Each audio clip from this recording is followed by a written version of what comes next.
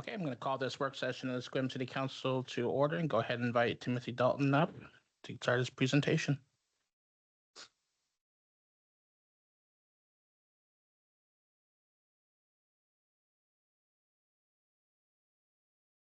Oh, good evening. Thank you, Mr. Mayor, council members. Thank you for the opportunity to come tonight and present just an overview of where we're at, kind of some areas, like say, the presentation. Start there. Yeah, because everything's there.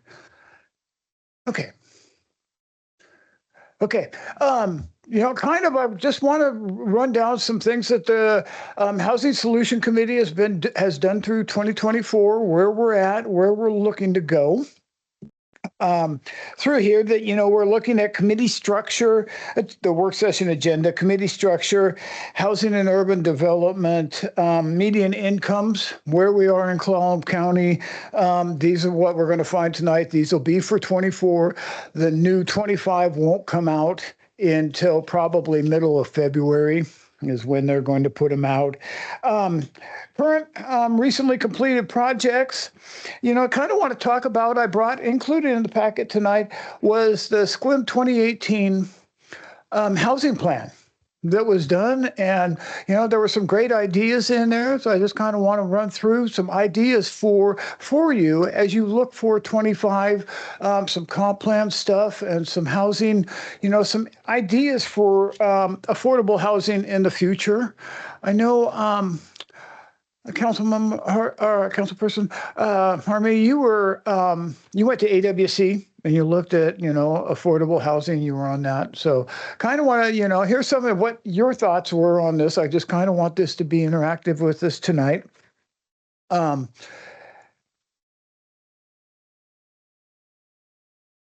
it's not, what do I have to do to get it to, there we go. Okay. The agenda. One of the other things is I'm following the House Housing Committee efforts that are going on right now. Some of the legislative bills that I want to talk to a little bit about them, where they're at. And then 25 goals and objectives. Here is our Housing Solution Committee. Deputy Mayor Anderson sits on it. And like you say, that we are represented from east to the west. You know what? And then we have tribal representation on there. Luke, and I can never pronounce what Luke's last name is, with Jamestown is a liaison member to it. He's sitting on there. The Port of Port Angeles, the Realtor Association. Greg McClary is North Peninsula Builders Association. And you see the NGOs that we have represented on there. And I'll be talking about a few of them and what their projects are. Here is one of our biggest problems in Clallam County is that when you're looking at housing for 100% of AMI, for an individual AMI for the 24 was $64,000 a year. That's $30.75 on a 2080 work year. And if you're looking at that at $1,600 a month, with that being 30% of your income, you maybe qualify for a $240,000 house. And there was a time that was a livable wage, and it's not now. When you're looking at that, that's, what you're going to find for $240,000 in Clallam County is a cash buy, and it's probably going to need about $150,000 into it to make it a livable house. And to try to do a construction loan or anything like that isn't going to work. And one of the biggest things when they talk about 30% of your income should go to housing, well, they're talking gross. And that by the time you look at net take-home money and where you're at, that number for a lot of people in Clallam County is jumping up to, just in the housing alone, 45 to 50%. And then you're going to throw an additional cost on top of that for utilities and insurance and insurance this year. I mean, and where they're going to be with the California fires and some other things going on, insurance is not going to get any cheaper. A family of four is $94,000. There you're going to be looking at, $350,000. And like say down here, if you were looking in Squim at 350, you could probably, one of the things that gets me is Lavender Meadows. If you looked at Lavender Meadows down Squim Way, that it's a manufactured home park, and that one, their prices, you don't even, 350 doesn't get you into there. But if you're looking at that park, there's about 25, 30 units that are full in there. But it is, you throw a rock and you hit any one of the schools. If the library is within walking distance, your kids can do that. But it's a 55 and over community, and you're kind of, and it's been that way since 19, and they only have 25 units in there that are there. And you're kind of going, why don't you open it up? Why don't we turn that into workforce housing? Fill it out at 200 units at $500 a month on addition to a decent payment. And you could, fill it out, and you could have a project in there that really worked for the community for affordable housing. Here are kind of some of, and one of the areas when I talk about the housing solution is really looking from 0 to 120% of AMI. It's not just a low-income housing area, that we're trying to look across the board at everything and what it's going to take for this to be, a viable area, not just for climate chasers looking to come that, can afford to spend $600,000, $700,000, $800,000 on a house because they have a $3 million house somewhere else, and they're just buying that here. But like I say, some of our projects that we worked on this year, Fifth and Fir, a 5-bedroom house for Peninsula Behavioral Health, a great project, for one right out of the gate. It's one of those areas, and this slide I forgot to put in here. I'll send Heather, I want to send you guys what prevailing wage rates are. I did a cost analysis, and I sent them to Mike Chapman, and I sent them to Steve Theringer, Representative Theringer, that looks that our prevailing wage for a carpenter in Clallam County is $78.99 an hour. Prevailing wage for a residential carpenter in Seattle is $36 an hour. Jefferson and Grays Harbor are in the $27 an hour neighborhood. And the problem, we have one contractor that comes out here and does, when labor and industry looks at prevailing wage, they look at projects that were done in the largest city within the county. And they ask the person who does public works jobs, prevailing wage jobs, what they needed to make. And right now, the only person doing that is Neely. So they get to basically set what prevailing wage. And they're saying, okay, here's our prevailing wage, but here's our per diem and everything else. And we're tying that into the bundle. And here's what it takes for us to come out. And rather than looking across all of rural counties and going, let's create a prevailing wage for rural counties, for urban areas, because Grays Harbor and Jefferson County are $50 an hour cheaper than us. You're kind of going, okay, that doesn't make sense for what's going on. But all of these projects that you're looking at, the top 3 projects are all prevailing wage. Right now, I was by Northview apartment today, which is another behavioral health. Good news is that we are $2 million in 1406-1590 money. Another county is another $2 million in behavioral health.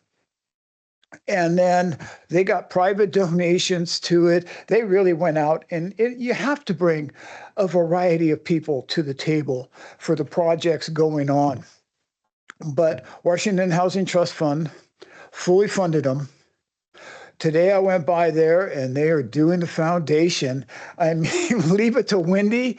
You know what? She wants that project. She wants people in there by next Christmas. It's the way she's moving on there. And they do great work. The other project is in Gale's Addition, unincorporated East Port Angeles, 24 units, 60% of AMI and below. And there, we put $1.5 million in 1590 money in there, contingent on full funding. And they got allocated $3 million from Washington Housing Trust Fund. And they're working on filling out that. You know, some of the projects in 24, the county put $500,000 of ARPA money into Habitat's Squim Brownfield project.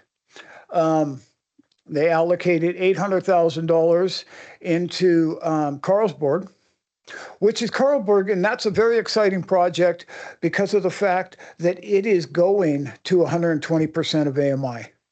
It is going to be some workforce housing going on in there. And like I say, workforce housing for Squim.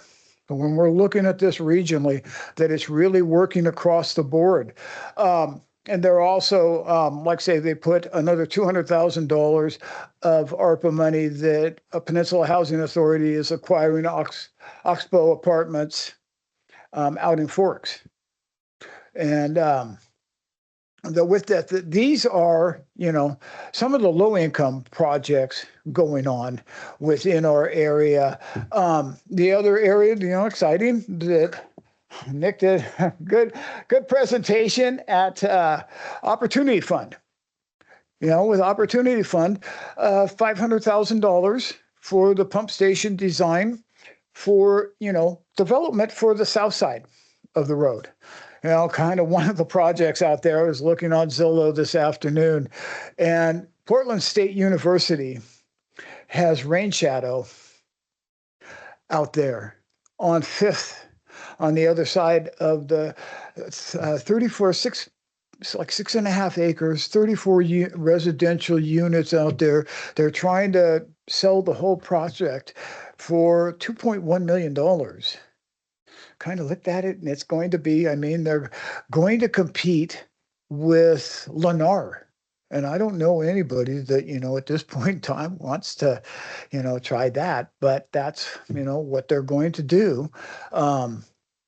We just need to see what we can do to try to work to get more affordable.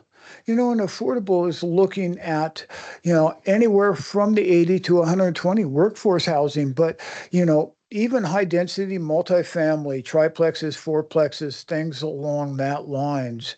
You know, and with Washington, one of the issues that Washington has with affordable housing is that they are trying to work toward, they have a plan out called 2030, a 70% energy reduction by 2030.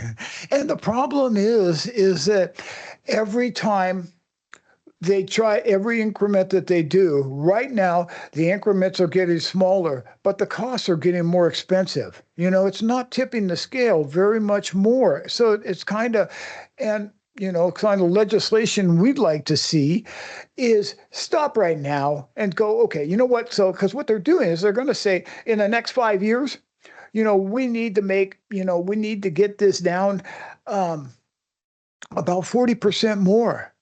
So that's going to be exponentially more expensive to try to build any house. And you can't say, you know what, we need affordable housing. But, you know, Governor Inslee's push was climate. And that's what it was. And you're kind of going, you know, you need to figure out a happy medium. And that's where, you know, slow down. You know, we'd love to see roll back to 2015. Energy, you know, Good Sense Homes, Nicole knows, you know, some of when there were Good Sense Homes and there were building going on and that you could do it and it was reasonable. You could still build houses that were affordable for a family, you know, because I'm looking and I'm going, you know, I'm glad I raised my kids when I did. That, you know, my mortgage was $1,000 a month. We had 2 cars. We were doing that rather than a mortgage at $3,000 a month. And you're, you know, prices of homes have grown exponentially, but livable wages have not. And that's kind of one of the problems that we're facing here. There we go. Oh, here's a couple, like I say, here's the houses that were on 2nd and Oak. Both of these are being moved. They've got the foundation done for, Vicky, can you help me? What is the,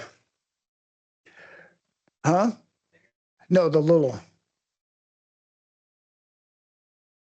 The big one's the Arlene Engel. I can never remember what Wendy keeps telling me the little one is, but the little one, they're working on both of these to be Oxford houses.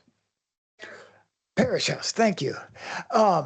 And so they're working through Oxford to where, you know, it was one of the things that's great about what they're doing is that they didn't have to tear down any house to move it. The big thing that was really amazing is when they moved the Arlene Engel house, you know, that is 6,000 square feet.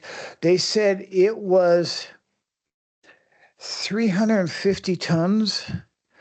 And through the course of the move, they never broke a single window. And you're kind of going, okay, these guys are really good at what they do. And they've got the foundation poured for it, or they're framed for it, and they're getting ready to do that. But like say, you know, this is. And one of them is going to be Oxford House? Both of them Are they both? going to be. One will be for women. The small 5-bedroom will be for women, and the other is for men. But there's some issue that they're having with Oxford with kind of the reason that Peninsula Behavioral shut it down. So they're working through, Michael is working through the challenge for it. But, you know, he took a house and said, okay, I'm gonna save it. And going, okay. They said, all you have to do is move it. But it was a $250,000 move to save it. So it wasn't cheap. But, you know, this is going to be, you know, very nice.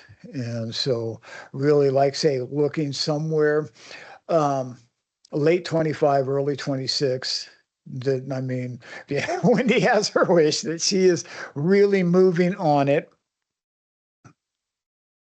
You know, I kind of wanted to, yes. That is Northview Apartments. That's what the new building will look like. And it'll be 36 units, permanent supportive, huh? No, in Port Angeles. In PA, where those two buildings were moved. It's on 2nd and Oak. Behind the Safeway. In the Safeway neighborhood. Mm-hmm.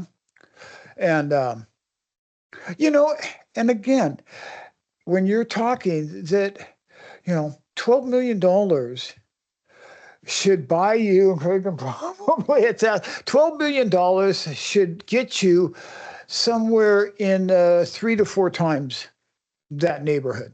If it were a private construction going on, that's what it would be. But when you put prevailing wage and the new energy requirements and everything else, you know, it comes out at a $12.5 million project.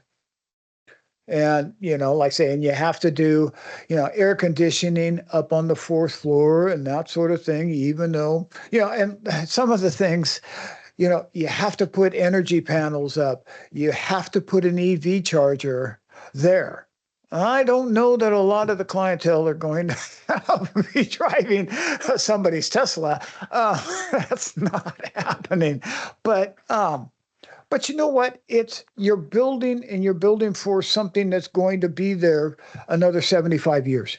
You know, that's really what you're working on. You know, I kind of want to run down.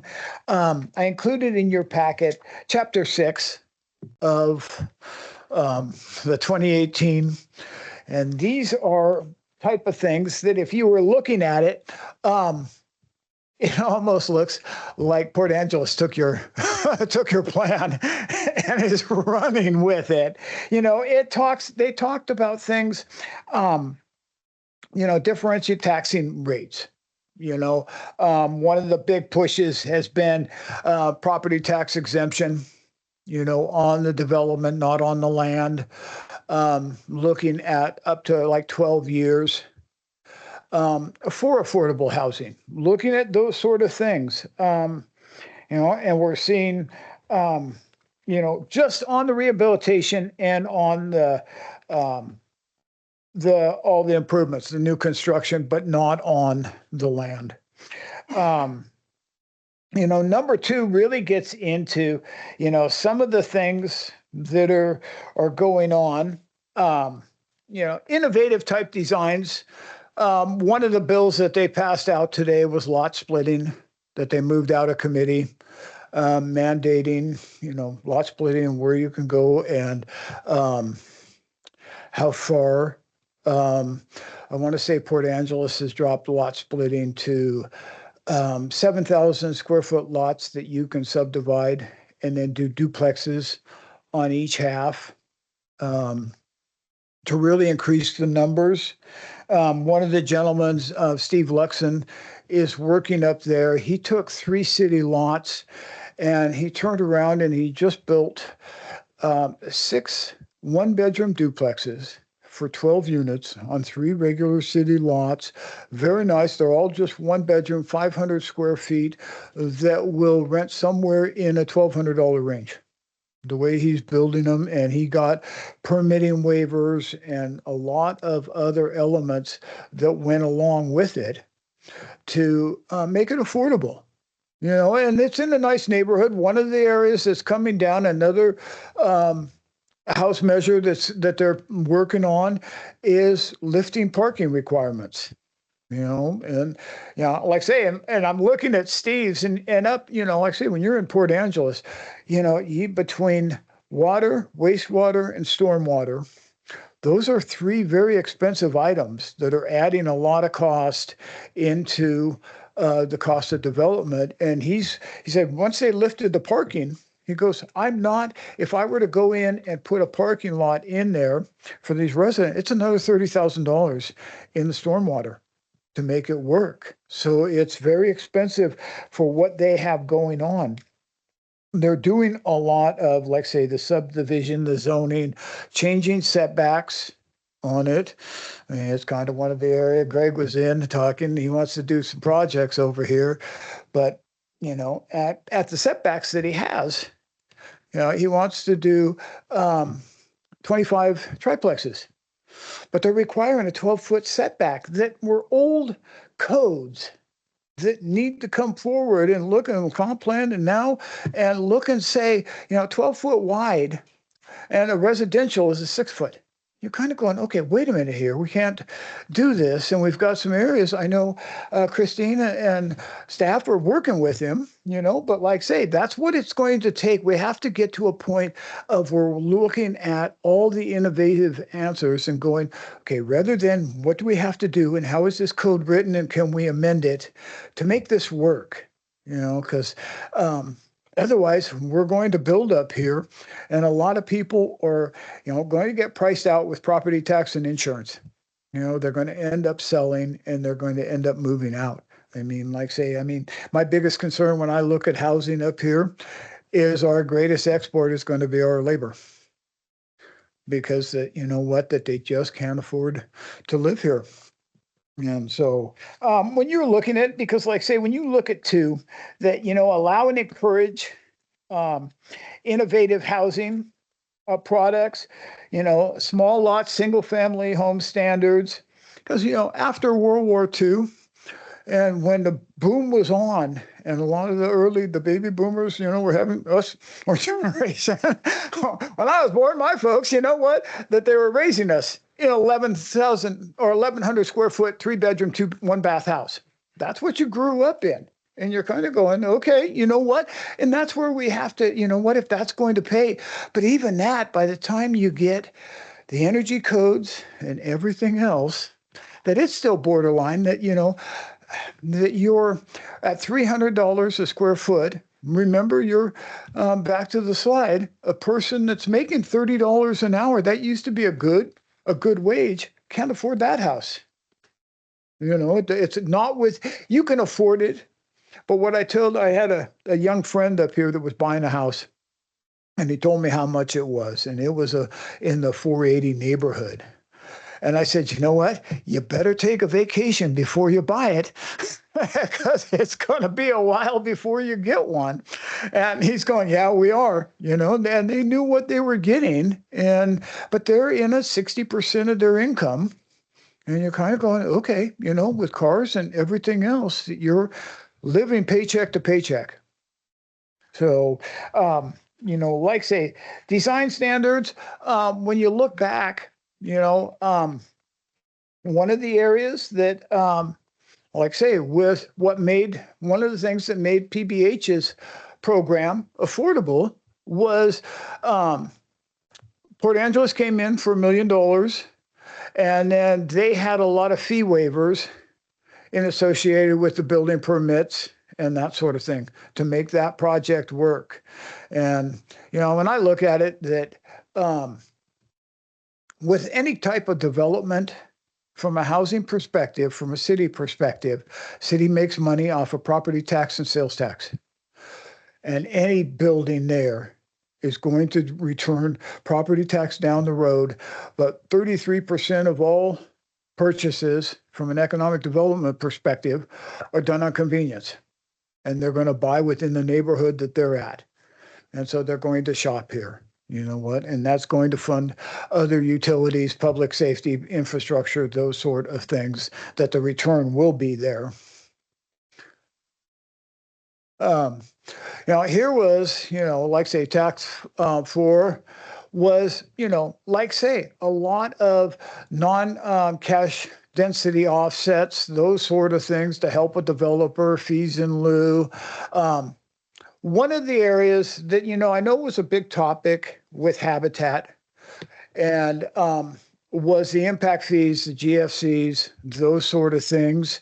And, and I talked to Councilperson Butler for a little bit. We were talking about, waiving fees if you're trying to do affordable housing really isn't, my perspective that I'm looking at it, I would look at it that defer them. Put a deed restriction on the property, and with the deed restriction says, you know what, if somebody ever sells this at market rate, then they pay back those fee waivers that were implemented for affordable housing. Those are some of the incentives that get there that, you're going, okay, we're going to do this, but if this goes market rate at some point in time, this is going to carry a deed restriction. And if you're selling it at market rate and taking it out of affordability, then it's going to come back. And those are kind of, some of the areas that were looked at. Don't waive them, defer them. Look at some of the permitting plans and some of that for affordability that,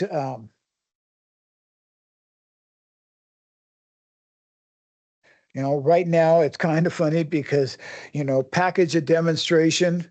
That's one of the areas Port Angeles is trying to do. So it's going to be interesting. They bought a property on 8th and C or 10th and C, and they're trying to package it for development for affordable multifamily. And it's going to be, it's going to be a project to watch. They're trying to set a case study that is this affordable to do. Trying to make sure we're staying on time here. Okay. I want to talk a little bit legislative bills. Whoop, there we go. Right now, 1217 and House Bill 1217, Senate Bill 5222 is rent stability. And that is the big one coming through. Up here, I watched a House Housing Committee meeting last week. This has, I'm kind of torn with it because it has plus and minuses. When you're looking at it from a mobile home, which SQUIM is mobile home heavy, when you're looking at it from a mobile home and what the sale of mobile homes are doing and that sort of thing, I mean, they're seeing 20% increases that, like say at $500, they're jumping $100, $200, that you're going from 425 up to 600 in a jump. And these are people on fixed income, that this is a vulnerable population. 7% for that. California does a 3% with a percentage of CPI with a 10% cap. Nothing can go over that. That's how they're doing it, because you need to look at it from both perspectives. Because if a landlord has somebody and he has, he's got increase in insurance and other costs, and say he has somebody goes in any year and does $16,000, trashes an apartment, he's going, okay, you know what? There went all my profit for the year in trying to do, and I've got no way that, that I get that money back, so there needs to be somehow that legislation that goes through works for both parties, through here. But like say with the mobile home parks, the 20 to 30% increase just because somebody new bought it over and their cap rate goes, oh man, you know what? I looked at Idlewild and hey, you could raise these fees to $795. You're kind of going, have you looked at it? No, you know what? That's not a $795 mobile home park. That's not Henderson. That's not Lavender Meadows, West Alder. Those aren't them. So, we're looking at this, but it moved through the House, and it was really kind of interesting that there was a House representative that was on the vote in the Housing Committee. That was on Monday. On Tuesday, it was sworn in as a senator and vice chair of the Senate Housing Committee. Going, oh, isn't that interesting how that works? So I'm thinking it's going through Senate Housing Committee also. But there are some things associated with it, because like say with it, that the Attorney General has to do. But one of the other things in there is the attorney has to, or the state attorney generals has to do, has to provide a model lease deal. But every city is going to be responsible for enforcement, rather than the state coming down and saying, here is, how this is going to work. They're going to, so every state or every city within a county can set policy for it and how they're going to work. One of the other problems with it that was talked about was the fact that for enforcement, it's going to Consumer Protection Agency, and it can be 3 times the amount of damages. So you got that going, okay, from a landlord's perspective, that, if you did, you just didn't interpret something correctly. Now, all of a sudden you got punitive damages that could be 3 times what it should be.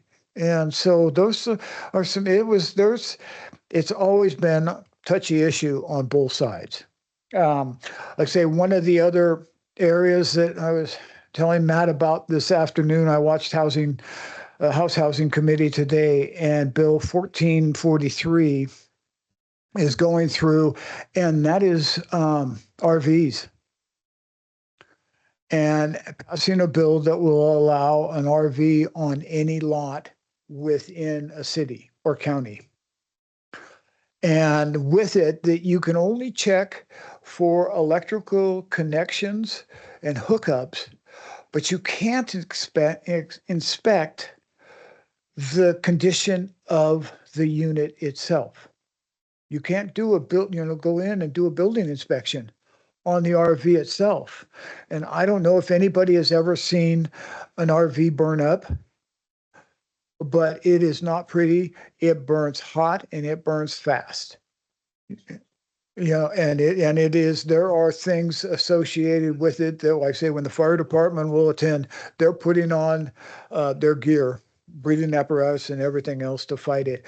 But like I say, I've seen them in parks to where when they go up, that chances are they're taking the unit on each side with them before a fire truck can get there and do something about it. Yeah. The RVs are not intended to be livable. And even if you look at like park models, And they are L&I inspected. They are not city inspected to meet city code. So they'll say that they are L&I. But if you look at Wilder and you go up and you look at a park model, there's little tags on them that say, these are not intended for livable. But people are looking at them and going, if I can buy an RV for $40,000 and house somebody right now, or, I can make $500 a month for letting somebody park their RV next to my house.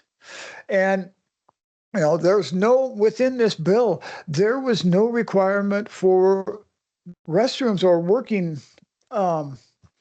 facilities within the RV. Just as long as, the house has a bathroom if they can, but there's nothing saying, they got to work it out how they do it. This bill had a lot of issues. I talked to one of the committee members on housing, and Representative Councilor she's going, I'm not sure this will make it out of committee. And I'm going, I hope it doesn't, because it is seriously, both AWC and WASAC came out against it. FutureWise came out for it, and I'm going, okay. It's 1443. And it has a companion Senate Bill 5332, so that's moving both ways. Yep. And that's and because a lot of what you're seeing that's coming through housing is now with Representative Alvarado being on the Senate side, that they're working on both sides at the same time. But they have to go, like I say, a lot of these will still have to go through capital budgeting and Ways and Means before they get through. But like I say, there's a lot of issues going on. This is a 105-day session.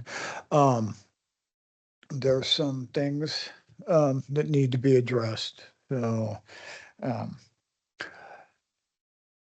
one of the last, like say, one of the areas that, one of my goals, like say, when I was talking to the commissioners, I want to create a registry that we can track out also projects, Lennar, anything that's, within a subdivision, that we know exactly what's being built here. And, not only for, the Housing Solution Committee is a Housing for All. That we're looking, because like say, for a lot of people we talk about the workforce at 80 to 120% of AMI. And really, where I was showing you a family of 4 at 100% of AMI is $94,000. And it went in 23 to 24, it went from $80,000 to $93,900. So I'm waiting to see what the jump does from 24 to 25. But when you're looking at that, in order to qualify for a $450,000 house, you're going to have to be minimum of about $125,000 with very little credit card debt. Debt to income ratio has got to be very minimum, in order to qualify for anything. So those are some of the areas that we're going to work. I know everybody right now is working the comp plans, trying to stay involved in that and see what's going on. The Clallam County Homelessness Task Force, Homelessness Committee is working on their 5-year plan. And that's going to be another area. One of the areas that was talked about is from a budget perspective, a lot of shelters are going to have issue come July 1st because of budgetary cuts and those sort of things. They're talking that a lot will run the risk of closing. I know Sharon is with Serenity House is looking at cutting back to a 12-hour and going, okay, that's going to put a lot more people back on the street during the day. And people are trying to find solutions for that. One of the areas that we want to have is a housing solution, but we want to have a housing solution. We'll have a meeting with the Joint Planning Commission to look at some other areas and how we can incorporate other areas. So like I say, when we look across the board, we know Carlsberg UGA, it's zoned for single family residents. We need to be able to take it down. One of the areas, as soon as they get through the comp plan, is to put areas to do zero lot lines and simple fee. Be able to do fourplexes and things along in there to sell to make them affordable. We want to do a joint regional planning, elected officials, like seeing Brandon, Deputy Mayor Anderson, and have you come to the table, but have PA, Forks, Sequim, county elected officials, planning department, the builders come and let's have a community relation, what works where, and how do we build across the board to where everybody's getting equal for, opportunity. We're also looking at, even in the county, like say for unincorporated UGA, we want to look at fee waivers for affordable housing and projects and that sort of thing. And, it's not just we're preaching to where, municipalities, everybody. No, everybody needs to be looking at this, we need to be building across the board for it. One of my community relations is attending. You will see me on on a regular basis. And you know what? I may not come. I may not want anything. I'm just coming to say hi and to sit in on meetings. And I'm working across the board. But I attend the realtor meetings. I attend the Builders Association meetings, a variety of meetings, and just trying to promote housing for all across the county. So, questions? Rachel's ready. Oh no, it's stuck. There we go. I'm trying to think of how to word it. So if anybody else has questions. Well, just real quick. Go ahead, Tom. You gave an example of a builder in PA that's doing 12 units on three city lots. Correct. Yes. Is that a nonprofit or is that a commercial builder? That's a commercial builder, for-profit builder. Mm-hmm. But he's leasing them out. He's renting them, and that's what. But he went in and he built initially on 16 and C up by Laurelson, Angelus Millworks, built across the street up there. And the first ones he built at about a little under 400. And he's realized some of the things. So he said, okay, now my next project, I'm going to step it up a little bit. I'm going to, go 500. Because there were, you got in there and going, okay, I got my first feet wet, but now, and learned from the process and is moving, and he's looking to build more. He's kind of looking at it and going, and you look at them, they're clean, they're nice, they're going, okay, it's a place that, anybody single, any work, traveling nurse, anybody that's working at OMC, those sort of people will want to stay there.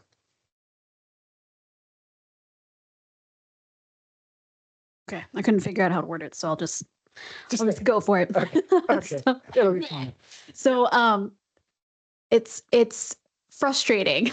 I'll just start with that. It's very frustrating going to Housing Solution Committee meetings, and there are several barriers to be able to build affordable housing, period. But it usually ends up being, well, it's the money. It's the money factor. Developers want to develop housing that they can make a profit on. Mm-hmm. And one of the problems is that, like you were talking about, the wages, people just can't afford to live. Oh, and yes. And it's such a frustrating and multifaceted problem because, how can we get policy in place on a state level that can help people in rural areas and rural cities be able to build this housing? How can we, if the city itself has its own bills to pay, how can we incentivize or supplement any kind of fees, to help offset the cost? Oops, sorry. So I love the idea of having meetings with developers and planners and being able to figure out how can everybody win. And it's just like frustration after frustration, where oftentimes people think at the very short term wins versus the risk versus reward. Mm-hmm. But how can we or anybody really try and get everybody to think about, well, how can this benefit us 50 years from now or 70 years from now? And so it's just, I guess I'm just venting that it's such a multifaceted issue with so many barriers, and it doesn't feel like there's any solution. Right? Right. It's just, that's how it feels. And it's very true, and I think part of the issue up here is that it has been, when you look at Clallam County and where things are, the spotted owls, and every time it starts to step up, it kind of takes 3 steps back with what's going on. Because I'm coming from an area, like I say, I'm from Tri-Cities. And in Tri-Cities, they're building 1,000 houses a year. But they are the southeastern Washington, northeastern Oregon shopping area. If you're going Spokane to Portland or Seattle to Boise, you're going through there. And you're seeing, and they're building on hills, they're building everywhere. But a lot of it, like say, Lennar goes over here to build 200 homes, and they have to spend 3 months clearing land to do it. We have a labor shortage that, like say, with the talk with assisting with the trade school, getting our people, but like say, we train them, and it's still, when you can't, I'm up here from a housing perspective going, I see it every day, and I'm kind of going, how do we do this? Because like say, Greg's developers here, and he's going, you know what, when I have to, it's 2 years to get through a permitting process and that sort of thing. What if we expedite that through and move it quicker, but like say that you're a city of 8,000, but actually 20. Because of what you're doing, that and like say, your growth, a lot of your growth has come through annexation. But the more you get to a point that even if you try to grow through annexation, you've got somebody like FutureWise going, no, you don't need to expand your UGAs out there. You're not that. It's kind of like if Councilperson Lowe knows that, like say, if somebody or a hospital wants to grow, they have to go through Washington and a certificate of need. You have to prove that, you can't just say, look, we're building to the future. No, you have to prove your need now. It's that kind of thing. And, we need to be able, how do we work both sides? The developer move fast forward faster, and that the city can assist, and that, it's kind of like, say, the landlord-tenant type situation. It's tough to make it work for both sides of the corridor. But like say, affordability will come down with increased supply. I think that's what's going to happen. When you see Lennar build over here and they're 525, the people that are selling used housing at new housing prices are going to have to drop them back down. They're going to have to come competitive with what's going on. You're going to have to lower your price to sell it and that sort of thing. If we build more multifamily, that's what we're going to get. When you have more options that, that people, and you hear up here that, families are starting to live, a lot of people are starting to live generationally. And that's kind of an issue that we have going on because, their kids are living at home that they can't afford to go out. So, I'm getting the hook. Yeah. Getting the hook. All right. Any other? All right. Thank you, sir. Oh, thank you. Thank you for the invitation. Anytime anybody wants to talk, I'm around. Okay, great. Thank you. All right. We'll reconvene at 6 for our regular meeting.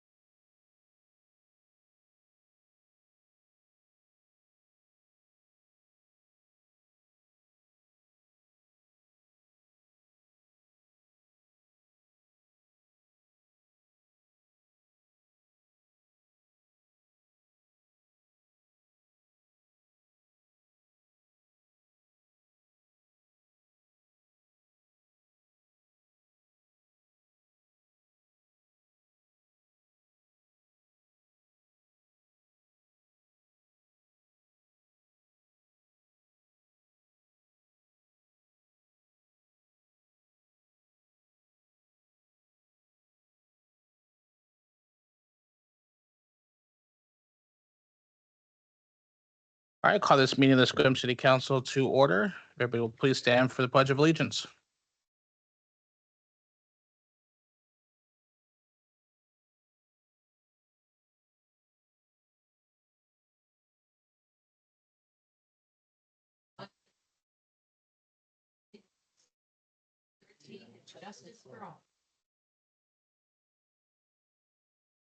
And the city clerk will please take roll call. Councilor Dan Butler, Here. Councilor Vicky Lowe, Present. Deputy Mayor Rachel Anderson, Present. Mayor Brandon Janice, Present. Councilor Harmony Rudder, Here. and Councilor Nicole Hartman. Here.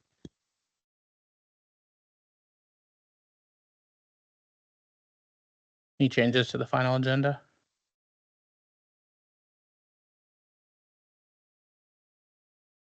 Move to adopt the agenda as presented. Second. Moving seconded. Any opposed? All right, the agenda is adopted. All right, one ceremonial item this week, and it's a proclamation on that National Human Trafficking Prevention Month.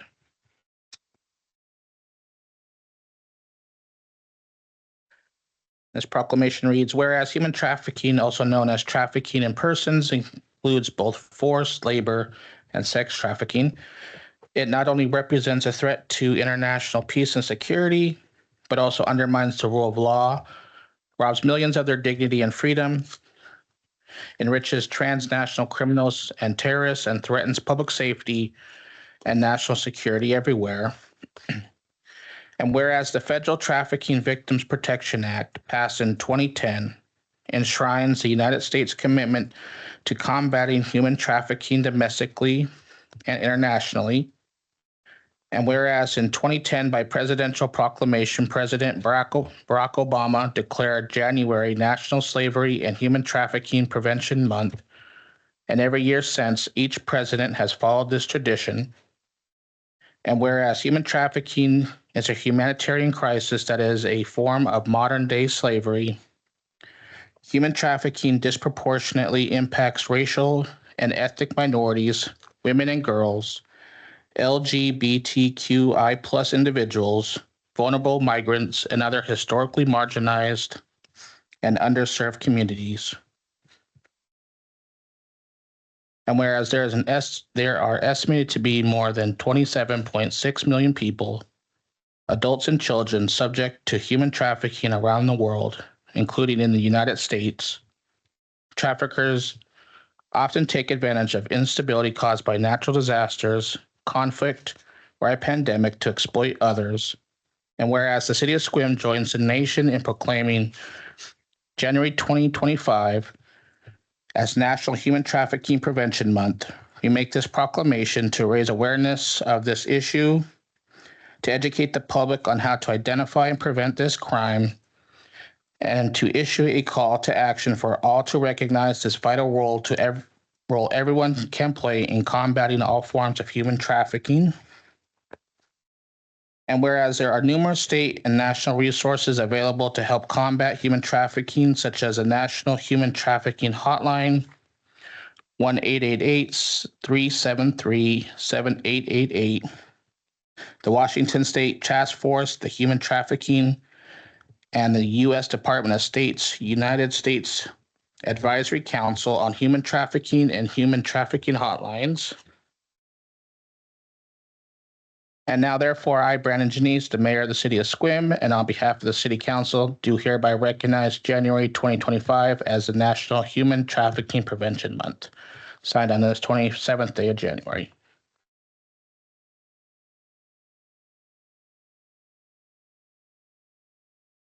Andy Coaster is online and would like to provide comment.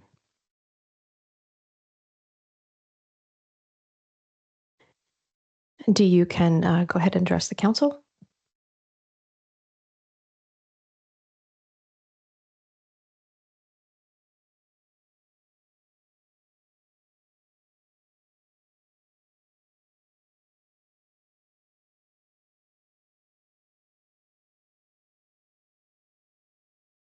was trying to unmute my microphone. Dee Coaster, I'm the Executive Director with Women's Spirit Coalition, located in Sequim. And thank you for inviting me to accept this proclamation from the Sequim City Council. We're located on Fifth Avenue, and we serve primarily Indigenous victims of violence, including sex trafficking and child exploitation. So we do have 3 primary programs: Women's Spirit Coalition that serves the entire state, the Sayuhawe Family Safety Center, which serves Clallam, Jefferson, and Kitsap counties, and then our Washington State Civil Legal Services. So again, glad to hear that you included the national hotline. Again, it's 1-888-373-7888.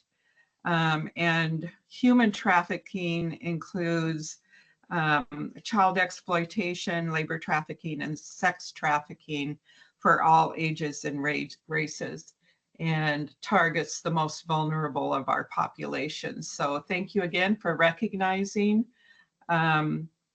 this as the National Sex Trafficking, Human Trafficking Month, and I commend you for that.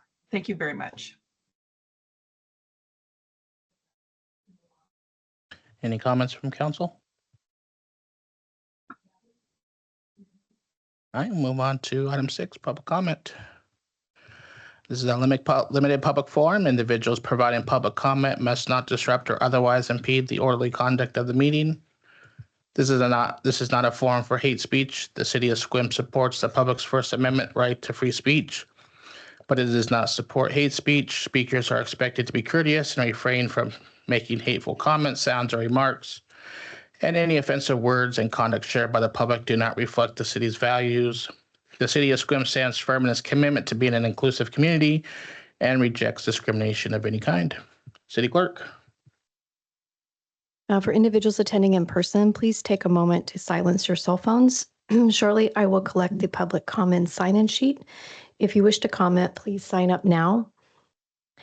No one has signed up to provide remote public comment tonight. Each person in person will have 3 minutes to speak on any topic, and there will be a timer visible on the screen.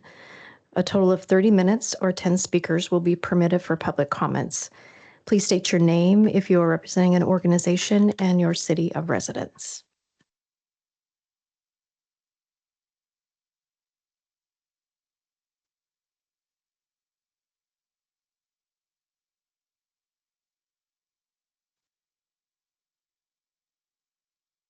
And our first speaker tonight is Michelle Rhodes.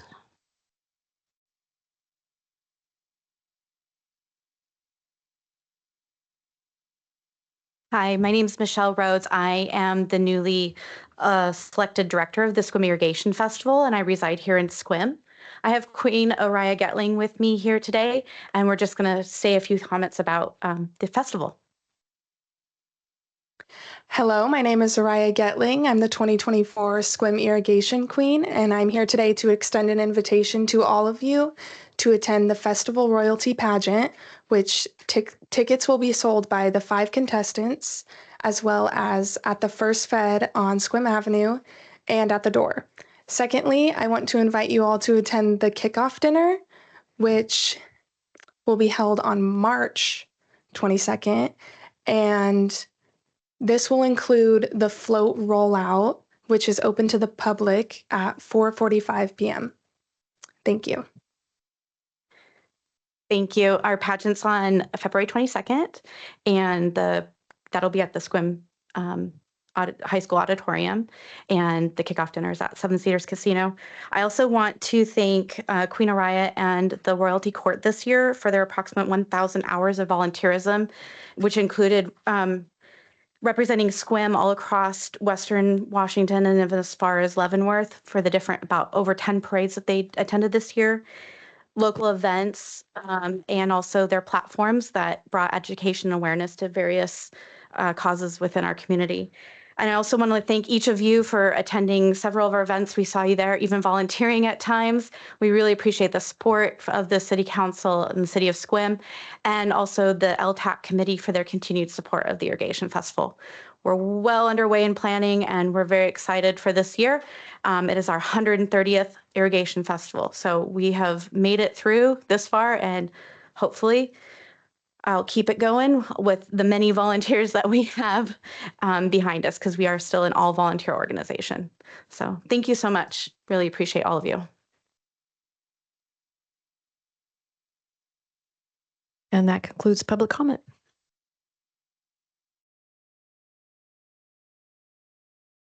Thank you. See, item 7, no public hearing scheduled for this evening. So item 8, consent agenda.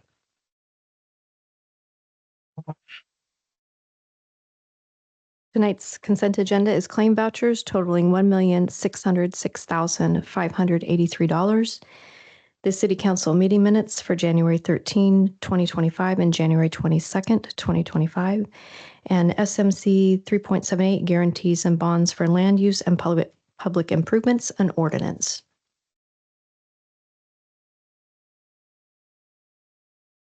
I motion to approve the consent agenda. Second. Moved and seconded. Anything further? Any opposed? All right, consent agenda is approved.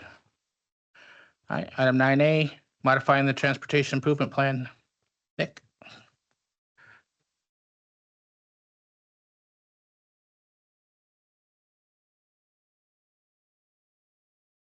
Good evening, City Council. Nick Dosty, your city engineer, here tonight. This is a planned change to the TIP, but we decided to bring it forward prior to our normal CIP/TIP schedule because of the scope of the project pertaining to our traffic signals and our effort to expedite those upgrades, both in the component and hardware and also the operations portion of it. So we decided to jumpstart this a little early. You can see we got the $1.2 million. These projects were defined and scoped in 2 new documents, our local road safety plan and our safety action plan. Our safety action plan will, I believe, be coming in front of you guys next week, along with our traffic zero resolution, minimizing traffic-related fatalities to 0 to align with City of Port Angeles and the county and the state. So very straightforward, excited to take the first step to get it on our tip. And then, as it explains, that qualifies us for the state transportation improvement program, which we will then enter into an agreement with local programs and go through the process there. So we're hoping to get this project started this year. Thank you.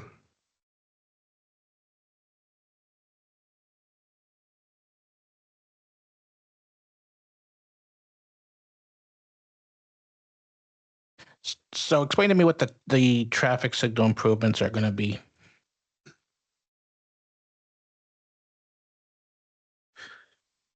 So the intersections that are scoped for the project will be Sequim Ave, 3rd and 5th. We're phase 1 of that.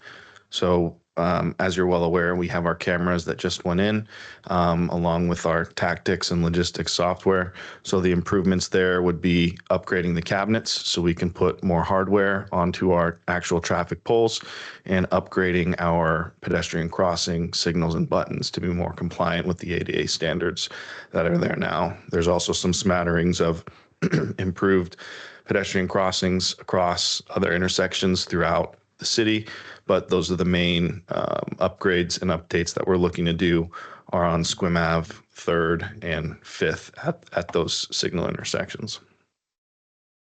Does the one on 5th include that left turn light?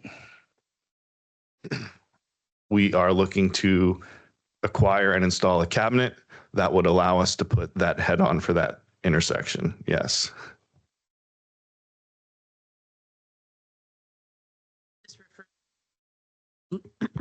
Excuse me.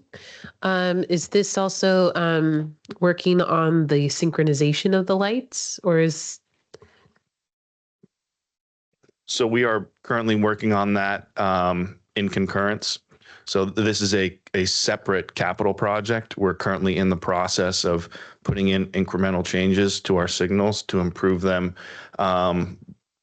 steps beyond synchronization, which we are working with the consultant that actually put this application together for us on the signals. So they are aware of the changes we're making now and are incorporating the changes that we're making now into the project that hopefully we will pursue with them, because we have to go out for a request for qualifications.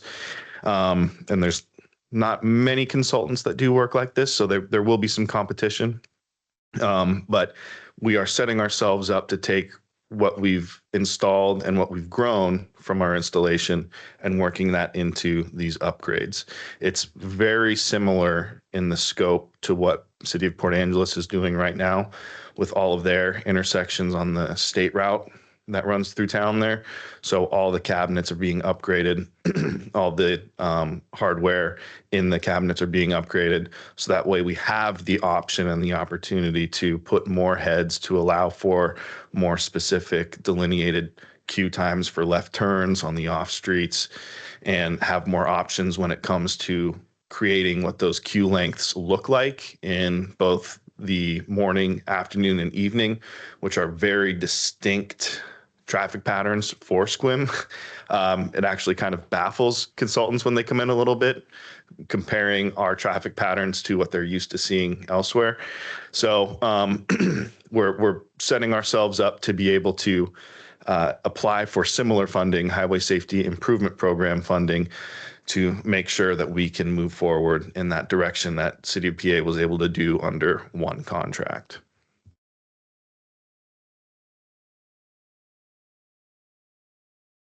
I just want to say thank you. I have noticed the difference in the stoplights.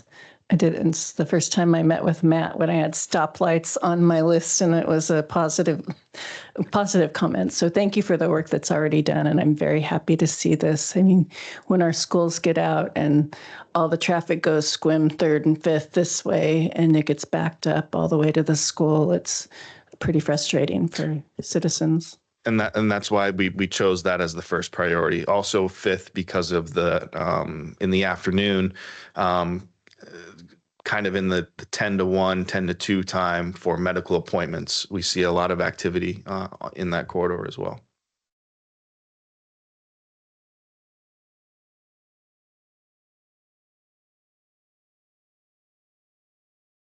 Are we ready for a motion? You got it? I'll let you do that. Thank you. I move to direct staff to schedule a public hearing on this matter in the regular manner. Second. Moved and second. Anything further? Any opposed? Motion passes. Thank you. Thank you very much. And thank you, Vicky, for the public call out there. But we've been working pretty diligently on that. So I'm happy to hear that there's some noticeable changes. Thank you. All right, 9B, SQUIM Municipal Code 2.20, City Advisory Bodies. Heather? Yeah, so in your packet tonight, there is a proposed new chapter for city advisory boards, the new chapter 2.20. And the goal of the chapter is to provide an overarching guideline and structure and framework for both staff liaisons and board members, just to provide them guidance with various things like appointments, reappointments, trainings. And then the goal for individual boards and commissions and committees, if they desire, they can have, they're encouraged to set up their own rules of procedures for specific things geared towards their boards. And I'm available for any questions.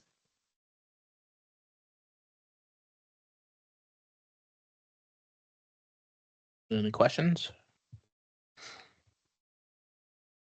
This was fairly straightforward. Thank you. Yes, thank you, Heather. I think this will really help support the boards and commissions that are struggling a little bit. Yeah.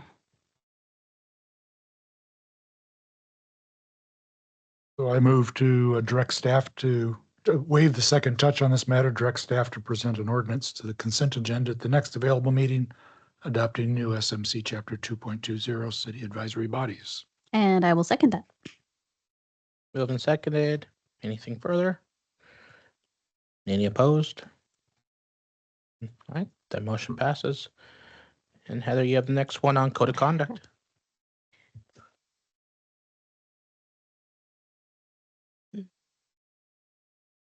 So this one also, I'm hoping is pretty straightforward as well.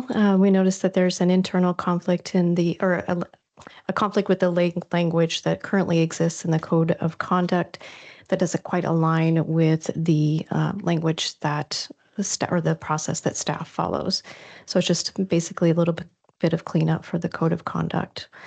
And again, providing guidance for staff liaisons and also the board members for requirements and what happens if you don't follow them.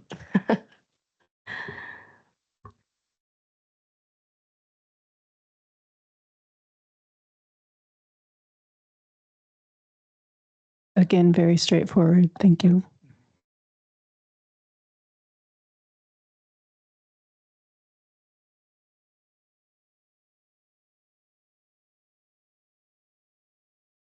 So I move to waive second touch on this matter, direct staff to present a resolution on the consent agenda, updating disciplinary action and removing a removal section of the code of conduct. And I will second that. Moved and seconded. Anything further? Any opposed? All right, that motion passes. Stick with Heather, council vacancy. Thank you. So this is mostly before council for your discussion. Staff is looking for direction to schedule interviews for the council vacancy. And I believe, as you all are aware, I've noted in an update via email that we had 10 applicants and now we're down to 8. So an email went out this afternoon. Rachel put together a pretty an updated option schedule for council's consideration tonight. Yeah, Heather and I worked together to try and create a schedule that would hopefully work for everybody, because I know many of you do have 9 to 5s, and Mondays seem to be pretty consistently the most available day of the week. And so I don't know if you guys have checked your email yet, but I did make up a new schedule to just something for you to look at. I know a lot of people are visual. I am. And so having something to look at really helps my brain comprehend what we're trying to figure out. So it did go from 10 candidates to 8 candidates, which is a great time saver, but we still have 8 interviews. And I think the goal is to have half-hour interview blocks. There we go, up on the screen. Half-hour interview blocks that gives 20 minutes for us to ask questions, and hopefully if answers are given in a timely manner, then about 10 minutes for the candidates to ask us questions, which is also an important part in my opinion. What else? The Monday, February 17th is a holiday, which is unfortunate because it really, really would have helped us get through all of the interviews. And then Monday, February 24th is very meeting heavy. We have the comp plan retreat, executive session, and a regular meeting. So we'll see each other all day, practically. And then option 3, in the event that council members are interested in having interviews after their 9 to 5, we could have a couple interviews Monday, Tuesday, Wednesday, and Thursday, but I did not include an executive session on that Friday to discuss the interviews because it is First Friday Art Walk, and there will be a lot of people in the building. Sometimes council chambers used for different activities, so I just didn't want to chance having some conflicting events going on. And I think I'll leave it up for discussion. And these aren't, you're not limited to these options. So if you think of something else that is different, that might work better for you, definitely speak up. My only thought would be that I would like to see the new counselor seated prior to the comp plan retreat. Because I would like to have them participate in that. That would be my only comment.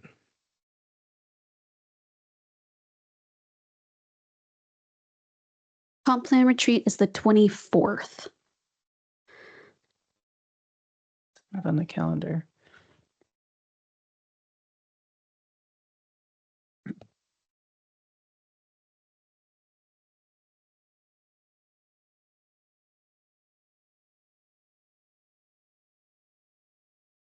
Heather, can you clarify what would a quorum look like for these interviews? What's the minimum? If we went with option 3, there's a It would pretty be good chance 4. that not all of us could be there at each of the times. A quorum would be 4. 4 of us, okay.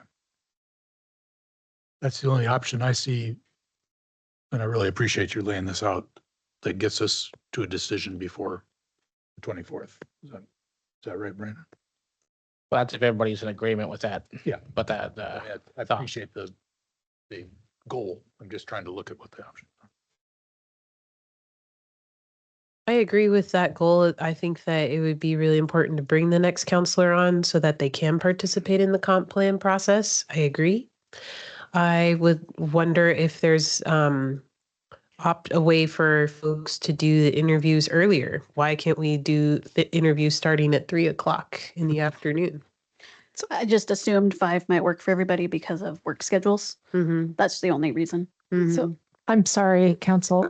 Christina Nelson Gross, purposes of the record. Planning Commission has a meeting Tuesday, February 4th, starting typically at 5:30. So if Council chooses that option, we would need to be careful in coordinating those schedules. And I will be at that Planning Commission meeting too, for whatever that's worth. It's worth a lot. I like am the out option. of Go ahead. town February 4th and 5th. But I don't know about doing an interview, calling in. I don't think I'll be available. I can do option 3 if I go virtual, but I like option 2 because, well, the original reason I liked option 2 is because it separated the decision process from the interview process. Same with option 3. Option 1, I think it's helpful to kind of have more time between the interviews and when the executive session happens. So I don't know, are folks available to start the interviews earlier in the day, potentially? let me look. Stand by. Mm-hmm. What if we tried doing it would be kind of a marathon. I'm not going to suggest we do all of them on February 3rd, but maybe move the interviews. I like the goal of having them ready for comp plan on the 24th. And I wonder if we could work within Monday, February 3rd and Monday, February 10th to interview everybody and come to some sort of decision. Is everybody in agreement with that, though? Having them ready for the 24th, though? Yes, I was just going to speak to that. If we could knock that out on the 3rd and the 10th, that would be, and I could probably take PTO and get out a little early if that helped accommodate. I can't. Have a panel on the 3rd and a standing meeting on the 10th that I help facilitate.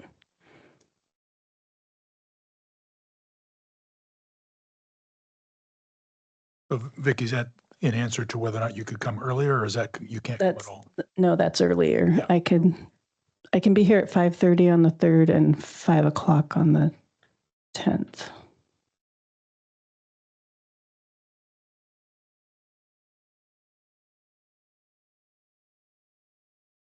maybe I should ask for clarity. Would anybody be offended if we have interviews without them?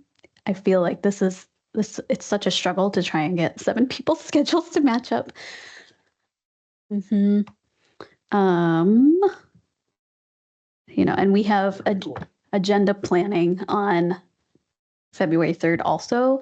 So I don't know if you would want to move that to earlier in the day, and then I'd be able to start earlier with interviews, if that's an option. Whatever works. Was doing any interviews on Wednesday, the 5th, an option? If there's no other. I have something I have to do. So I wouldn't be available until 5 on Wednesday, the 5th.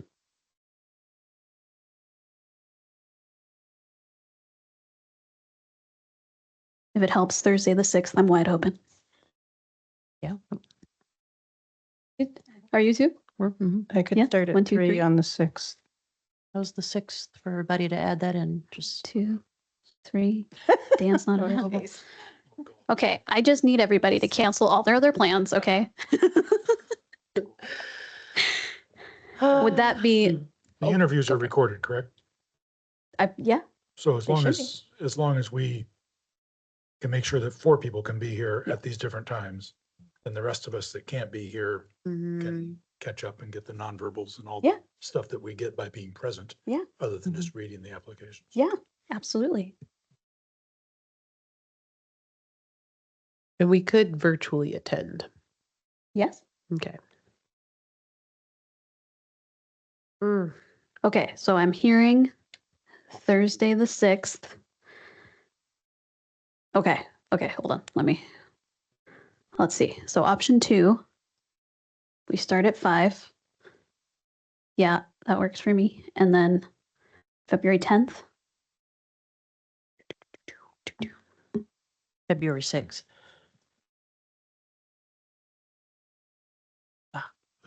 Fine. Okay.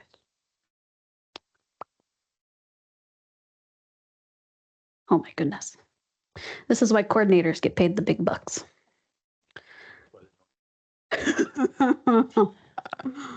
No, it's okay. February 3rd, Monday. Okay, so I guess what I'm looking for, does February 3rd, Monday, February 3rd, work for at least 4 of us? Option 2's 6 interviews. I'm 1, 2, 3, 4. Okay, 5, 6. Okay. So that one, looking at you, Heather. Option 2, February 3rd with the 6 interviews, can confirm. Okay. So there's 6. Okay. And then, no, I didn't click that. Okay. February 6th. Where are we at? If we start at, how many do we have left? 2? Yeah. Yeah, if we start at 3, and then we could have dinner at 5:30, blah, blah, blah, executive session at 6. Wait a second. On Thursday the 6th? Yes. If we start at 3, because I heard that worked for 1, 2, 3, but not Dan. Maybe not Brandon. But we only have 2 interviews, so you don't need to start as early as 3. Yeah, Oh, what fair. I was like, Yeah. is there an forgive me, I'm trying to stay on top of it, but is there an executive session on the 6th? There doesn't have to be. Maybe I was confusing everybody. Sorry about that. Oh. So 2 interviews on Thursday the 6th. What time preference? I'm open anytime. It works for 3, for 1, 2, 3 of us. I like 5. You like the 5. Okay. Because, yeah. Totally. If I'm going to do my 9 to 5. Yes. I'm going to do it. Okay. So we Okay. have the February 3rd. Now 2, also looking at Heather again, 2 interviews. Thursday, February 6th, starting at 5.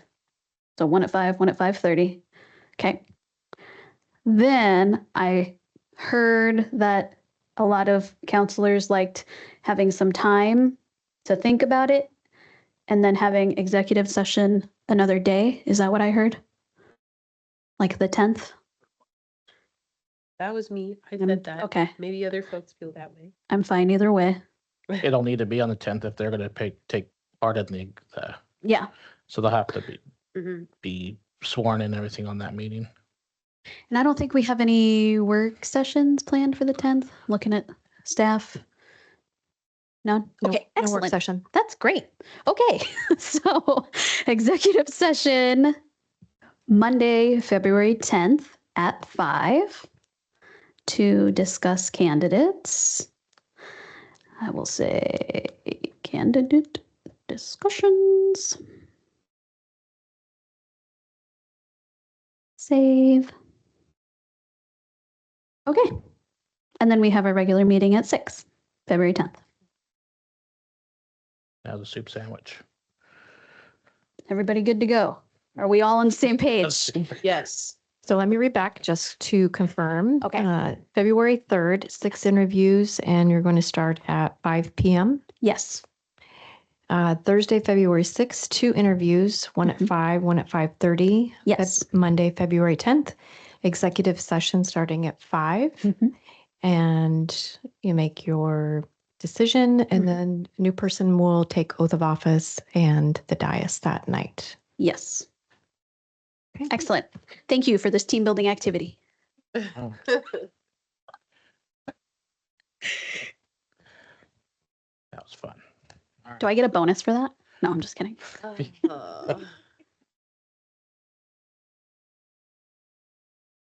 All right, item 10 for youth reports.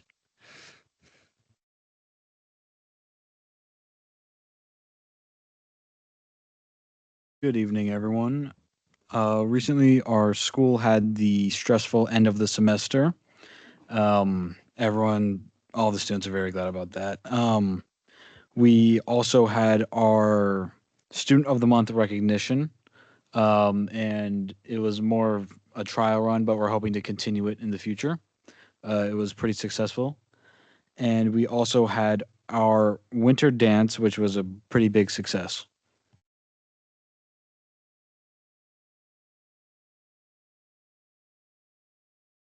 Hello. Okay, for the purpose of the record, Malia Nelson. Last week on Thursday and Friday, our leadership class went around to all of the seniors and we did a small voter registration drive.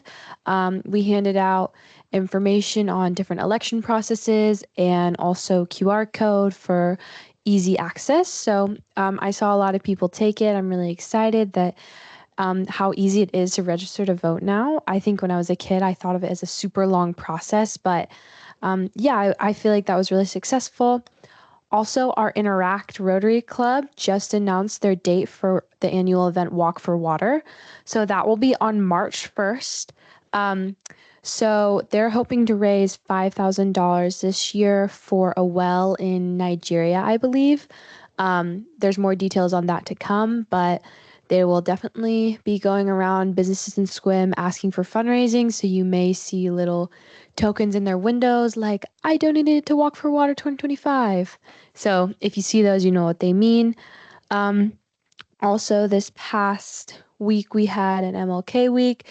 So every day on the announcements, there was a spiel about what MLK has done for the greater civil rights movement, as well as posters up in the hallways. So that's something we've been doing at the high school. But yeah, that's about it. Any questions? All right, thank you. City Manager. Thank you, Mayor and Council. Nice to meet with you this evening. So you all should have received 3 emails this afternoon, my city manager report, which is always full of operational details, but eager to answer any questions you have about that. I do want to point you to a couple, to the other email that had to do with our Deputy Chief, John Southard. I hope you read the social post and, just a great, the whole police department is kind of like that, but the leadership is amazing and nice to be called out.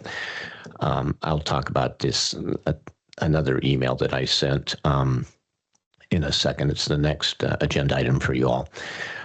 The final email that I will be sending out, I brought it up in agenda planning at our last meeting.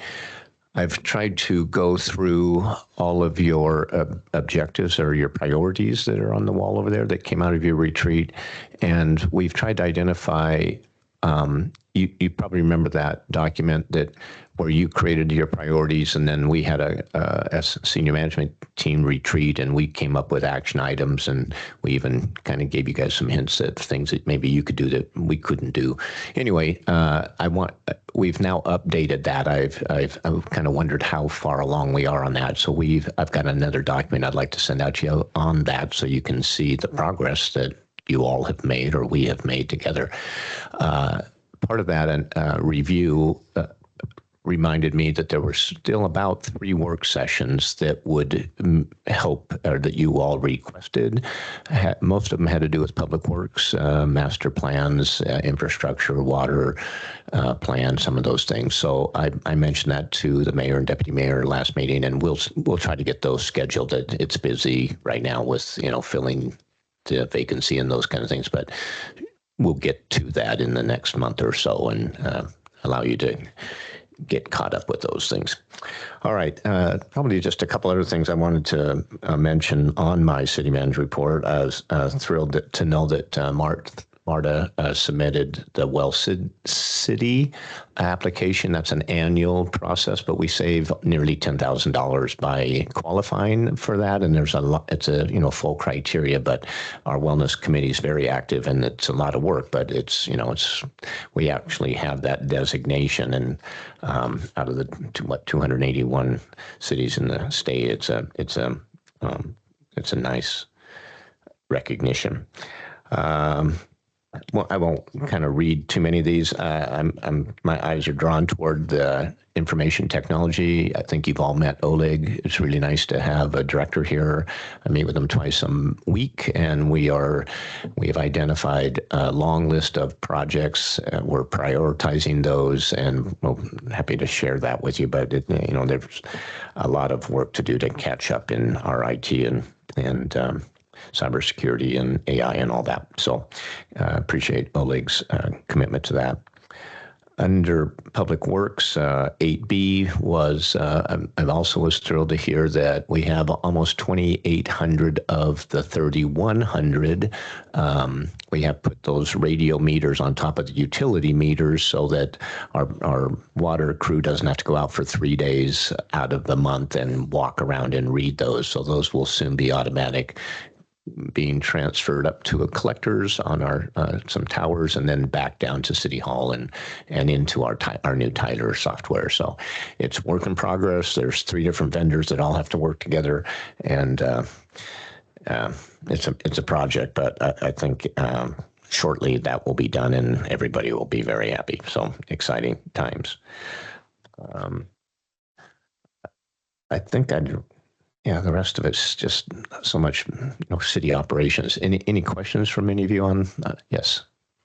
Just out of curiosity, the water meters, now that they're going automated, does that mean you're going to get readings every day of the month instead of just that one time? I believe it's real. I believe it's real-time readings. Mm-hmm.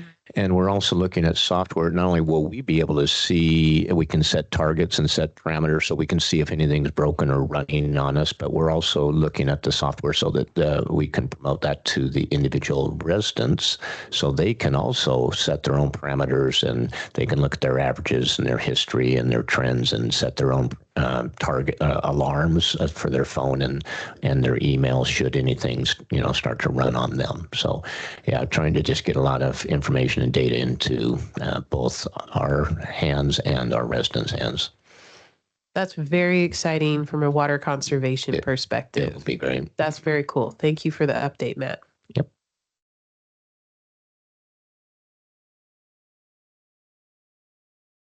Acronym police here, and it does show up in information technology, which is very exciting. But item C, the ensure formulated plan for MFA implementation consistent with CJIS security police compliance.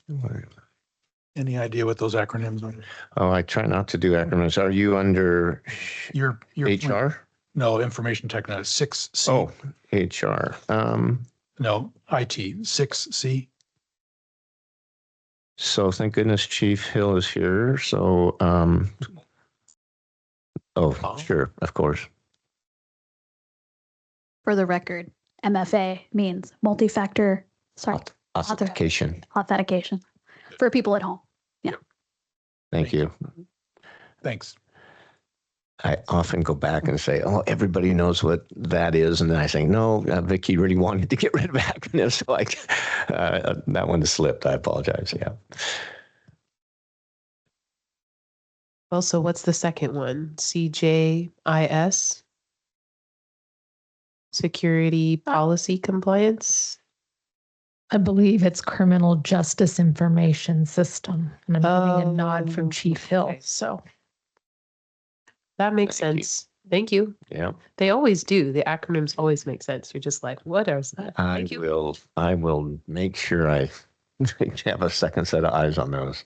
Thanks, Matt. The other comment I just really commend in the point 2 communication marketing, even though there are concerns in point D, the fact that we as a city are looking kind of regionally at things that impact us, and the concerns that are expressed for both Fort Worden and Hoh Rainforest are not insignificant things with regards to our place in the peninsula. So thanks to whoever decided to include that. That was me, and I never know exactly what you want to hear, so it is good to get that kind of feedback. Barb, as you know, is very close to the tourism and for the region out here, attends all those meetings, leads a lot of them, and keeps us up to date on what's going on.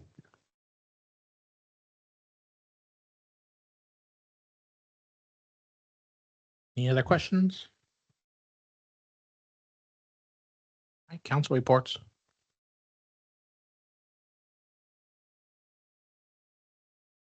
The Sequim Arts Commission met today at 3:00. They are doing some amazing work in terms of getting ready for all the wonderful art that's going to be here in the Karen Kuznick Reese Gallery over the year. And they're filling some of the commissioners had to leave town just for a variety of reasons, personal life.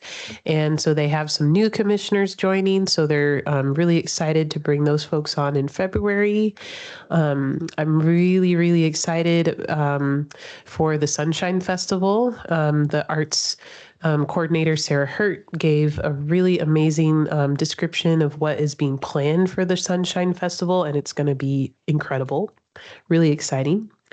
And it's just been a pleasure to work with the commissioners, and there's some really just awesome. That's my committee report about the Arts Commission is they're doing awesome. Thank you. I'll give a quick Sister City update. I don't usually have a lot of committee updates, but we're working on a lot at once with the Sister City Association. So we worked on getting all of the storage items over to old admin, working on cataloging them to have them in like a digital system of some kind. So everything's easy to find, if you want this, then you can find it in this bin type of thing. We've been working on updating the display case. So if you're ever in Civic Center and you go over to the elevator area, that whole display is for the Sister City Association. And I think that's it. Thank you.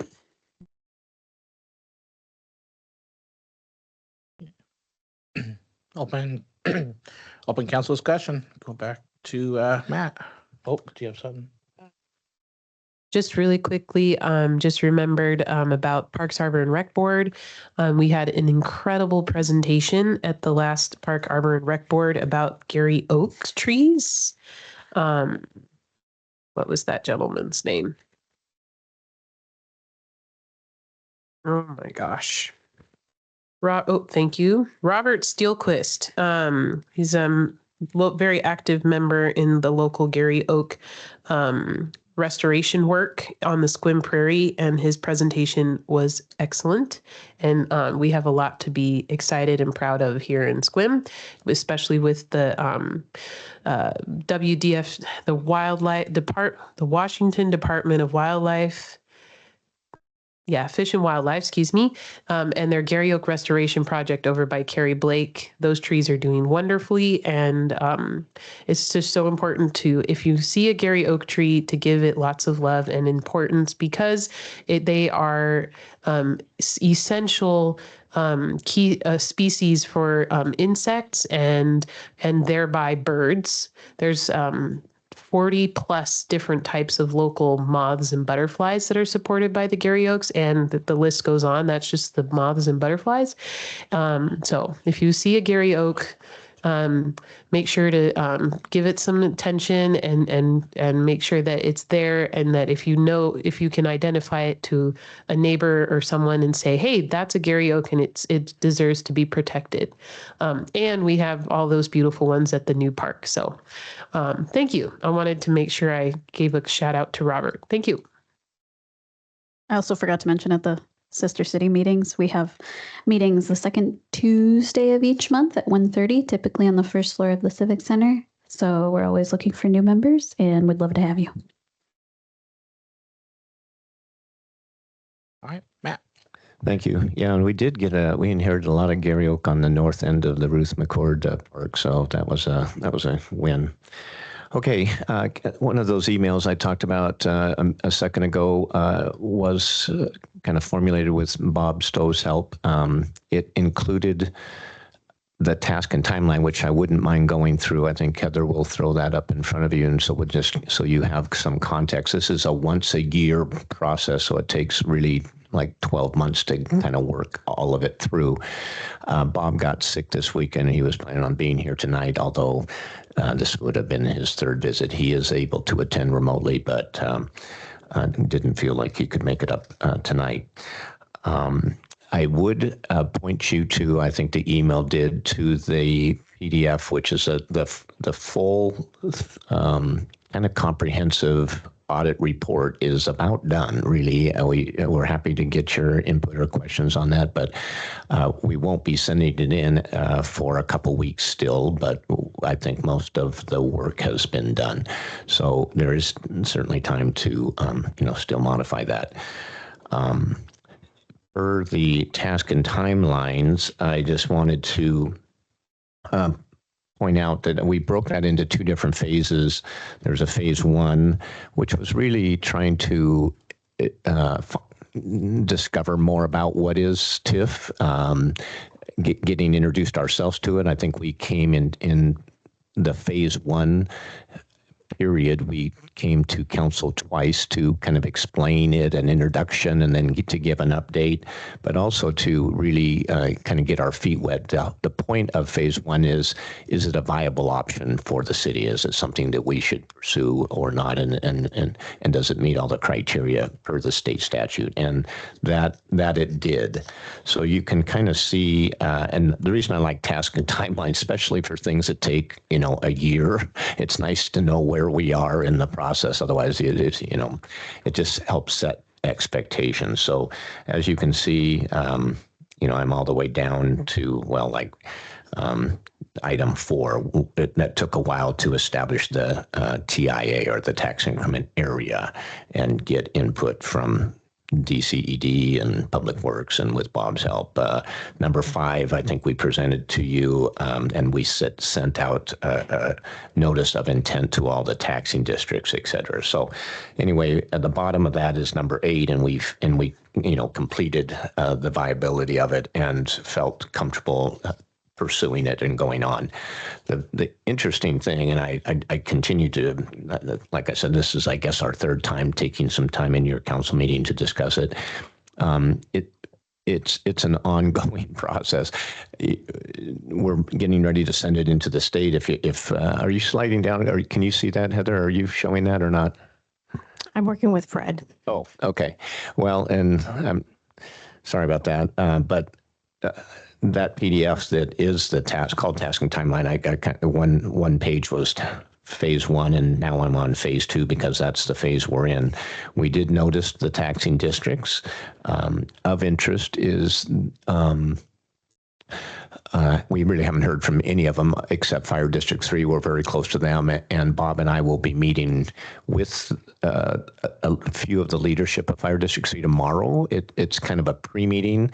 The task and timeline plan was when we submit this TIF analysis report to the state, then we have 90 days, 3 months, while they just review it and give their input on it. And that's when we planned on getting around and setting up meetings with all of them and answering their questions and whatnot. But the Fire District folks are good friends and local, and they said, can we have a pre-meeting? So we'll be meeting with them tomorrow just to try to help them understand all the nuances of that. But again, I wish you could see the phase two, but we have just about finished up number 2 of phase 2, and on the 19th of February, we'll be submitting that to the Office of State Treasurer, waiting for 6 months or 3 months, excuse me, and then it comes back, and then there's a period of things that we need to do by May, so things will be moving there. None of this is up for you to decide in the spring, and you'll have more input from the state and maybe from the taxing districts or our residents, but who knows? We'll be lots of flexibility until we get there. So really, that's all I wanted to do. I wasn't even sure it was agenda worthy, but I just like to, it's a new, it's a 3-year-old statute in the state. A lot of people are taking advantage of it. It seems to work for SQUIM at this point. We're just trying to be conservative and careful and transparent and all of that. So that's really why it's on the agenda. It didn't require a work session, so we just put it under discussion, and Bob is available to answer any questions should you have specifics. Matt, this may be a question for Bob, but perhaps you would know, looking on the email, the phase 2 on the draft, the task and timeline, 8 and 9, 8 is public briefings that are not part of a city council meeting. Is that the public will be affected by the what's in the district there, or is it just generally something we would do like we've done things at Kerry Blake before and just give people a chance to come and hear the presentation and ask questions? That's a good question. I remember him talking us through that when we were putting this document together, and I remember asking him a few questions about that at the time. There was a reason for that. It's part of the statute, I believe, but I can't remember. I think it needs to be separated from you as an elected official or something like that. So, Heather, is Bob, have you promoted him to be able to respond to that? Yes. I am Okay. online, Matt. Thank you. Can you hear me okay? Yes, we can. Thanks, you. Bob. Yes. So the legislation specifically requires that 2 public briefings be held. And the legislature wanted to make sure that any TIF discussion was not part of any other council topic to get lost, and wanted to devote its own time and opportunity for the public to ask questions or to listen to the TIF discussion as part of those 2 public briefings.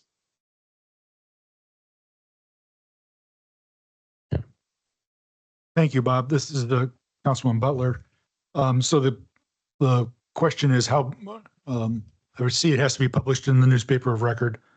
Anybody in the public is welcome to attend. Do we need to do any kind of a special outreach to those property owners that are in the draft plan in the colored areas? I'm sorry if I missed that as part of your question. No, you certainly can, but the legislation just simply requires a notice in your general newspaper of record. And if you want to do additional noticing as part of your social media or elsewhere, you may. Thank you.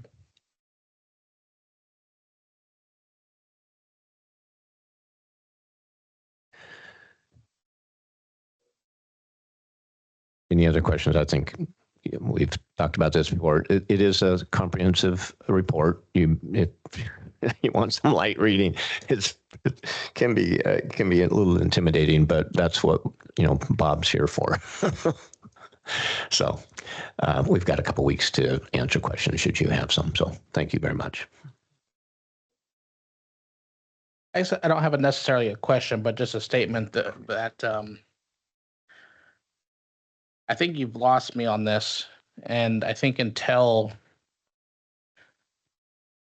certain other things in the city get more attention and more footing, that I just can't. And while it's not the idea of the TIF, it's just the timing of it that until certain other things are taken care of, that I just can't support a TIF at this time. So I can discuss it more with you later, but for now, like I said, I'm out on the TIF idea.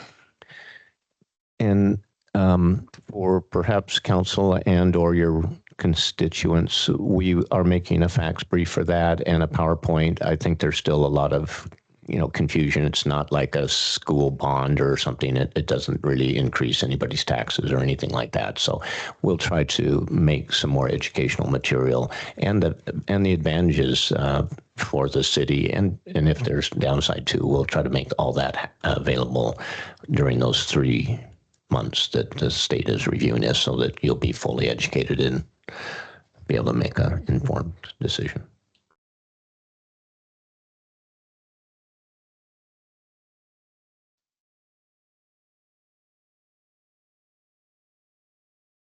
Anything else? All right, if not, moving on. Sorry, anything else on the TIF discussion, or just in? Okay, yeah, no, thank you.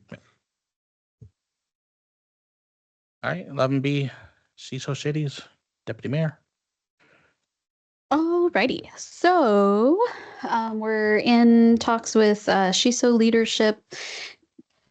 The goal of this letter is to really just show the Shiso delegation that we are giving them a warm welcome. There's no plans or anything yet, but it just, in my mind, it felt, and the Sister City Association, it felt very respectful to at least let them know that they are welcome anytime. And I should also mention, it would be great to have the mayor's signature, leadership to leadership, for as much respect as possible. I'm also open to all the council members signing it to show full support if we wanted to. It's just something that's really important, not only to me, but to like me as, just one member of leadership, but also to the Sister City Association to show the Shiso delegation and Shiso leadership that we are fully committed, full invitation, warm welcome. I'll stop there. I like the idea of the council signing on to it if they wish. And we can update the letter to have names of all of us. And then anytime you're available, hopefully sooner rather than later, I can just have you, I'll just come bug you about it. Have you sign it. Reagan Nichols. Yeah, we thought it would be a great idea to include her. So something about in Japan, their deputy mayor is also superintendent of schools. So it's a lot different from here. But because of the potential of the student exchange program, it's also beneficial to just have our superintendent sign it. So everybody's on the same page. Everybody is welcoming and would love to see them. And let me know if you have any questions. Do I need a motion? Should I motion for it? Or is everybody open to signing it? I'll get consensus. I'm open to it. Everybody's open to it. Excelente. When was the last time, I'm sure it was before the pandemic, but do you know when was the last time that either we went there or they went here or they came here, excuse me, that was improper grammar. Annette and Shoko 2019. So it's been a while. We are having, like we are super committed to putting in as much effort as humanly possible to starting up this friendship, sister city relationship again. Yeah. So it's COVID really put a damper on a lot of things. Yes, it did. So yeah, just huge efforts to get momentum so we can start the program back up and keep it going. I'm fully on board. I've had a great privilege to travel twice in my life internationally, once to Thailand, once to Scandinavia, all through music because I was really involved in music in school. And they were very enriching experiences for me. And it's so important to just keep an open mind to the many different cultures on planet Earth. And yes, I'm full on. Thank you. Alrighty, so we will update that with everybody's names so that you have somewhere to sign your name, and we are good to go. Thank you, everybody. All right, anything else for open discussion? Just a quick clarification. I apologize if this was in the last meeting that I wasn't here and I didn't see it in the minutes, but the retreat for the comp plan on the 24th, is there a time venue for that? Yes, we are working on that. We tentatively have a date set for Monday, February 24th, from 10 to 3. 10 to 3? Yes. Okay. And here? In council chambers, yes. Thank you. I'm so glad you asked, Dan.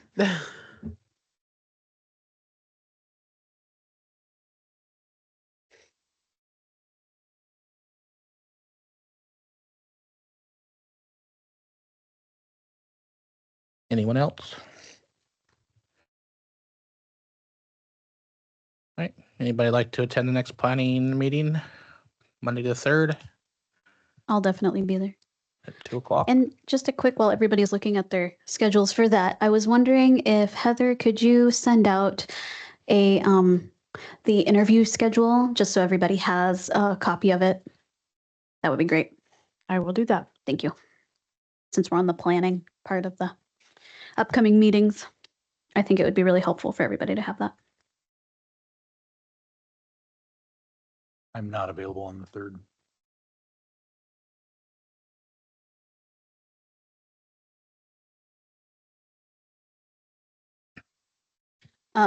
And the agenda planning meetings, because of Brandon's work schedule, will be changing. Maybe we're trying to figure out he's trying to figure out from his work how much it will be changing. So yeah, that's why it's a Monday this time instead of a Tuesday. Send? You look at my schedule. I'm interested. I have only been to one agenda planning meeting ever, so I would love to come and check it out. 2:00. Yep. The 3rd. Sure, sign me up. I'm there. Okay. All right, I'm writing you down. This is it. This is commitment. Okay. Yep. It's in my Google Calendar. That means it's official. Awesome. Thanks, Harmony. Yep. So it says the next regular city meeting will be on the 10th at 6, but our next meeting will be a special one on February 3rd at 3. Is that right? Want to say at 5. 5. Probably with a dinner at 4:30. If you're interested. Yeah. 5 o'clock. At 5.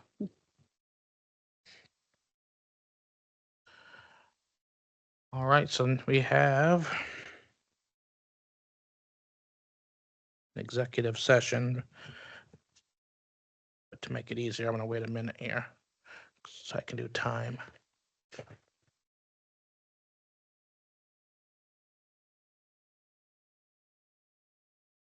Okay, so the city council will now meet in a closed executive session for a period of 20 minutes until 7:30. Pursuant to RCW 4230.1101G to review the performance of a public employee. So we'll enter an executive session.